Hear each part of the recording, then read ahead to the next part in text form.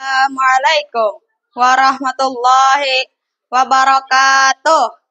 Alhamdulillah, segala puji gasan Allah Ta'ala yang sudah memberi rahmat lawan sehat ke kita seberataan. Jadi hari ini kita kawa bertemuan di sekolah ini.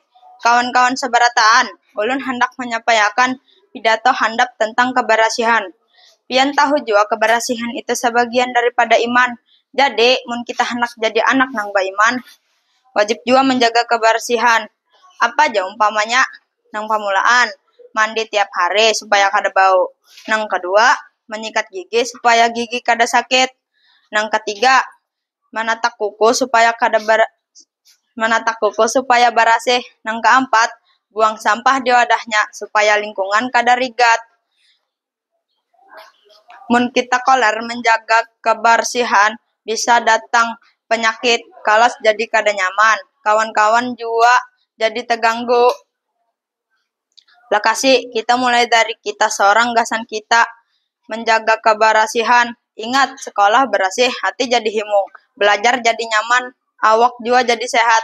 Sampai sini aja pidato ulun hari ini. Mudah-mudahan pian-pian kau mengambil manfaatnya. Wassalamualaikum warahmatullahi wabarakatuh.